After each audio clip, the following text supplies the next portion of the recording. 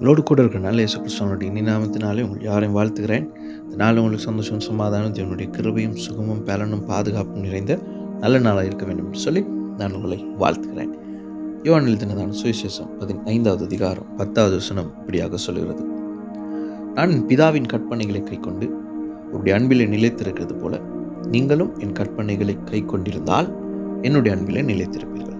கற்பனை கை கொள்ளுதலை குறித்து நாங்கள் அறிந்திருக்கிறோம், அவதானித்திருக்கிறோம். நிலைத்திருக்கிறதை குறித்தும் நாங்கள் அவதானித்தோம். எனவே இந்த ரெண்டு காரியங்களையும் ஒப்பிட்டு அல்லது ரெண்டு காரியங்களையும் சேர்த்து ஒரு காரியத்தை இன்றைக்கு நாங்கள் அவதானிப்போம். கற்பனைகளை கைக்கொள்ளுதல் அல்லது கீழ்ப்படிதல் என்று சொல்ல முடியும். வேதம் சொல்லுகிறது கற்பனைகளை கை கொள்ளும்படியாக, வேதம் சொல்லுகிறது கீழ்ப்படியும்படியாக. ஆனால் இந்த உலகம் என்ன சொல்லுகிறது? உலகத்தில் சிறிய வயது முதல் வளர்கிறதான பிள்ளைகளை பார்க்கதான் பொழுது பாடசாலை வாழ்க்கையிலிருந்து கீழ்ப்படிதல் என்பது அவருடைய வாழ்க்கையில் மிகவும் குறைந்து போய் கொண்டிருக்கிற ஒரு பழக்கமாக இருக்கிறது. ஆசிரியர்கள் சொல்வதை கேட்பதும் இல்லை, வளர்ந்து வந்ததன் பின்பதாக பெற்றோர் சொல்வதும் கேட்பதும் இல்லை, அவர்கள் வேலைக்கு சென்றதன் பின்பதாக வேலை தளத்தில் இருக்கிறவர்கள் சொல்வதை கேட்பதும் இல்லை. அவருடைய வாழ்க்கை கீழ்ப்படியாமையை நோக்கி சிறிய வயது முதல் அவர்களை பிசாசானோன் என்ன செய்கிறான்? பழக்குவித்துக் கொண்டு வருகிறான். கீழ்ப்படியாவிட்டால் பரவாயில்லை என்கிறதான ஒரு மனநிலையை அவருடைய இருதயத்திலே விதைக்கிறான்.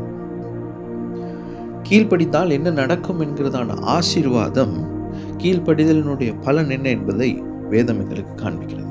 ஆனால் பிசாசானோன் என்னத்தை காண்பிக்கிறான்? கீழ்ப்படியாமல் இருப்பது உன்னுடைய சுதந்திரம், நீ மற்றவர்கள் சொல்வதை கேட்பதை பார்க்கிலும் உன்னுடைய மனம் போல நீ செல்வாயானால் உன்னுடைய வாழ்க்கை இன்பமாய் இருக்கும் என்று சொல்லி சுய விருப்பத்துக்கு மனிதனை பழக்க வைக்கிறது. தேவனிடத்தில் கிருபை பெற்ற தேவஜனமே, இன்றைக்கு வேலை செய்கிறதான ஸ்தலங்களிலே பார்க்க முடியும், கடைகளிலே பார்க்க முடியும், அல்லது வியாபார ஸ்தலங்களிலே, தொழிற்சாலைகளிலே, கல்வி கற்கிறதான ஸ்தலங்களிலே ஆசிரியர்கள் நலமான காரியம் எவ்வளவு சொல்லிக் கொடுத்தாலும் அவர்கள் கீழ்ப்படிவதை விட்டுவிடுவார்கள். ஏனென்றால் அவர்களுடைய இருதயத்திலே அவர்களுடைய மனவிருப்பமும் பெற்றோருடைய மனவிருப்பமும் ஒரு ஆசிரியர்களுடைய மனவிருப்பமும் ஒரு தாக்கத்தை அல்லது ஒரு ஒன்றுக்கொன்று முரண்பாடான கருத்துக்களை ஏற்படுத்துகிறது. தன்னுடைய விருப்பத்தை நிறைவேற்ற வேண்டும் என்று சொல்லி அவர்கள் எவ்வளவு நலமான ஒரு காரியமாக இருந்தாலும் அதை புறக்கணித்து தன்னுடைய விருப்பத்தை நிறைவேற்றுவதற்கு பிசாசானவன் பிள்ளைகளினுடைய வாழ்க்கையிலே அவர்களுடைய விருப்பத்தை நிறைவேற்ற வேண்டும் என்று சொல்லி ஒரு காரியத்தை விதைக்கிறான். பிசாசானவனுடைய சிந்தை வளர்ந்து வருகிறதான பொழுது அவர்களுடைய வாழ்க்கையில் கிரியை செய்ய ஆரம்பிக்கிறது. என்றால் வேதம் எங்களுக்கு சொல்லிக் கொடுக்கிறதான காரியத்துக்கும் பிசாசானவன் சொல்லிக் கொடுக்கிறதான காரியத்துக்கும் அல்லது இந்த உலகம் சொல்லிக் கொடுக்கிறதான காரியத்துக்கும் மிகவும் பெரிய ஒரு இடைவேளை காணப்படுகிறது.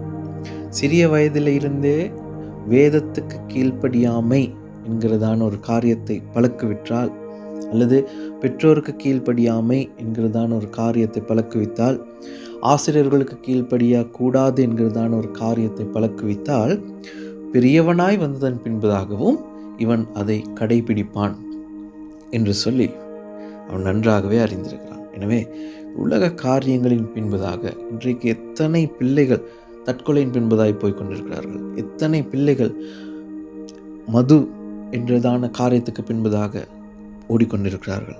இன்றைக்கு எத்தனை பிள்ளைகள் பெற்றோரினுடைய விருப்பத்தை நிறைவேற்றாமல் அவரவர்களுடைய வழிகளிலே சென்று கொண்டிருக்கிறவர்களாக இருக்கிறார்கள். தேவனிடத்தில் கிருபை பெற்ற தேவஜனமே, நாங்கள் விழித்து கொள்ள வேண்டிய ஒரு காலப்பகுதிகளிலே நாங்கள் இருக்கிறோம். வேதம் சொல்லுகிறது, கற்பனைகளை கை கொண்டிருந்தால் அவரிலே நிலைத்திருப்போம், அவருடைய அன்பிலே நிலைத்திருப்போம். அவருடைய அன்பிலே நிலைத்திருக்க வேண்டியது கற்பனைகளை கை கொள்கிற பொழுது. கற்பனைகளை கை கொண்டால் அவருடைய அன்பிலே நிலைத்திருக்க முடியும். அவருடைய அன்பு எங்களை கீழ்ப்படிய வைக்கிறது, அவருடைய அன்பு எங்களை உயர்ந்த ஸ்தலத்துக்கு கொண்டு போகிறது, அவருடைய அன்பு எங்களை நிலைத்திருக்க செய்கிறது, அவருடைய அன்பு ஆசீர்வாதமாய் நடத்தி செல்கிறது, சுகமாய் நடத்தி செல்கிறது. எங்களுக்கு நல்ல வழிகளை காண்பிக்கிற ஒரு காரியமாக இருக்கிறது. எனவே கீழ்ப்படிய பழகுவோம், கீழ்ப்படிய பழக்குவிப்போம், நிலைத்திருக்கிறவர்களாய் இருப்போம். கீழ்ப்படிதல் மிகப்பெரிய ஒரு ஆசீர்வாதத்தை உண்டு பண்ணும். எங்களுக்கு மிகவும் ஒரு சவாலான காலங்கள் முன்பதாக இருக்கிறது. சவால்களுக்கு முகம் கொடுப்போம், கற்பனைகளை கை கொள்ளுகிறவர்களாய் இருப்போம், கற்பனைகளை கை கொள்ள வைப்போம், நிலைத்திருக்கிறவர்களாய் காணப்படுவோம். கர்த்தர் உங்களை ஆசீர்வதிப்பார்.